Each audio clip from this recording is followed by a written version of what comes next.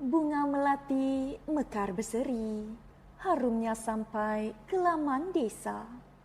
Hari ini tokoh kami kenali, permata sekolah penyejuk mata.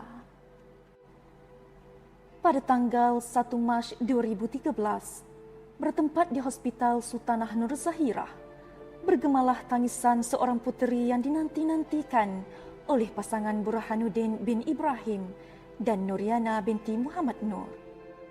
Mama. Beliau merupakan anak kedua daripada 4 orang adik-beradik. Di rumah, beliau disapa dengan panggilan Angah, tanda kasih sayang keluarga. Ayahanda dan bonda beliau, kedua-duanya merupakan seorang guru, mendidik dengan penuh hikmah, sabar dan bimbingan. Didikan penuh nilai murni menjadikan beliau seorang anak yang mudah dibentuk, berdisiplin dan sentiasa menghormati orang sekeliling. Sejak usia 4 tahun, beliau sudah menunjukkan ketekunan terhadap ilmu.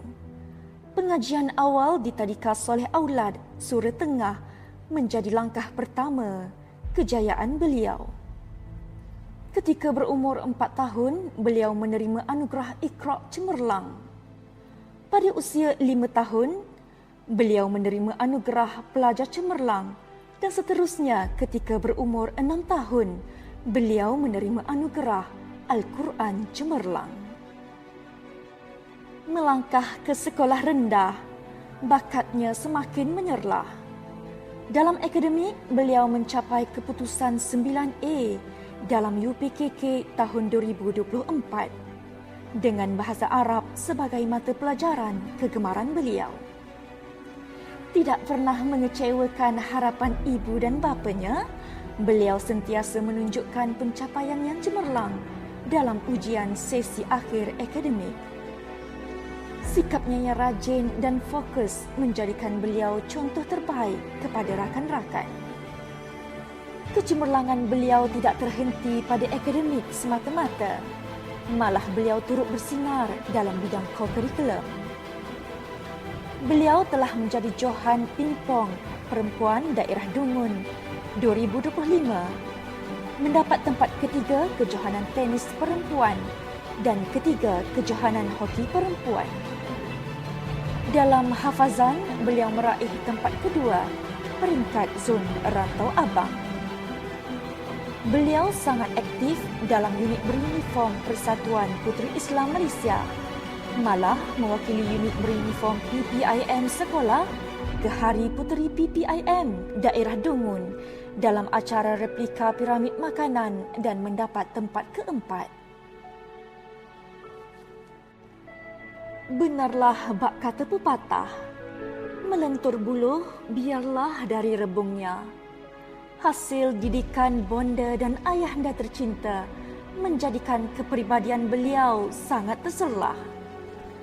Dalam kepimpinan, beliau memegang amanah sebagai penolong ketua pengawas tahun 2025 dan menjadi duta sasiah sekolah pada tahun 2024. Beliau juga mewakili sekolah dalam bicara buku bahasa Inggeris Nilam dan pertandingan Dare to Spell.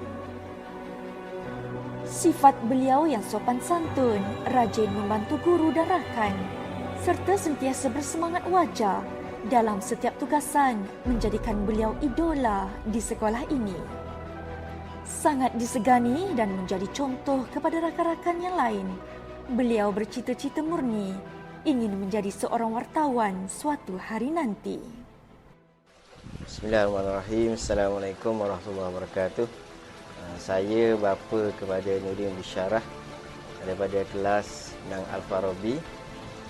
Okey, yang pertama, anak saya ni atau panggil Angah lah, di rumah sukalah membantu ibu bapa dan juga dia seorang yang rajin lah.